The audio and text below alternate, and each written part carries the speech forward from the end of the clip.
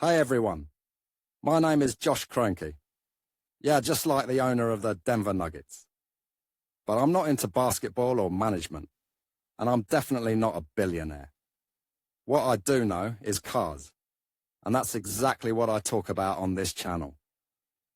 All right, enough with the intro. Let's get into today's topic. Bodywork. What color is the car? Your answer includes the whole bodywork. The body basically has two purposes. One of them, the most valued, is aesthetic, while the other is to protect the driver and occupants. In the aesthetic part are several challenges of the current industry, since vehicles are increasingly similar in design to each other, which generates a challenge to stand out for originality.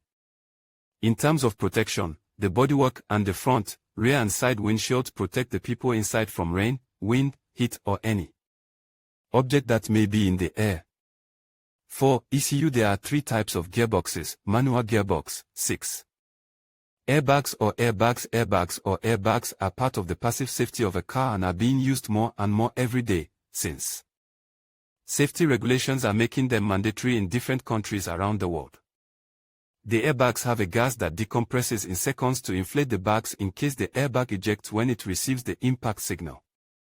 Although you should always wear your seat belt, you should consider that if you are not wearing it and the car has an airbag, you could suffer a cervical injury in case the airbags are deployed in a crash.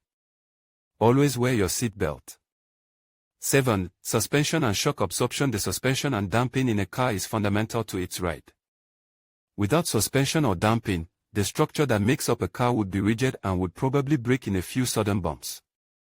Thanks to the suspension, vibrations and shocks produced by the circumstances of the road are absorbed.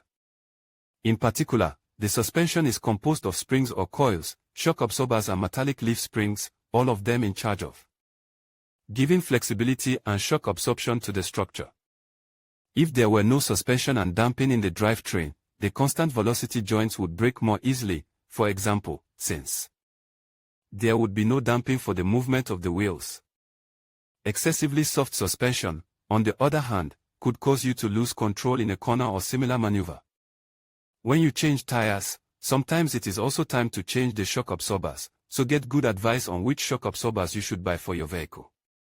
8. Axles and differential. It is commonly believed that wheels are attached to a front axle and a rear axle, just like that. Well, that is not entirely correct, as there are more components than just something that holds the wheels.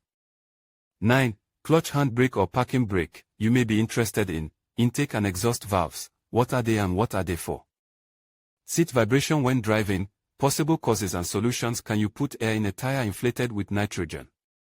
How to keep a rarely used car in good condition. What is the running in of a car? How to do it correctly. Car maintenance. How to know what type of oil my car has. Car chassis manual transmission.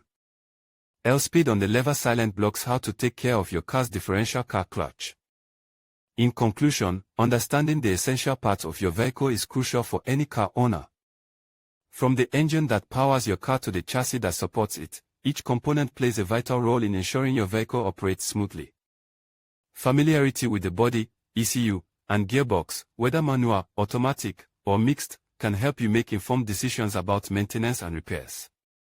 Additionally, knowing the differences between drum and disc brakes, as well as the functions of the brake servo and parking brake, enhances your overall safety on the road. By equipping yourself with this knowledge, you can better care for your vehicle and enjoy a safer driving experience.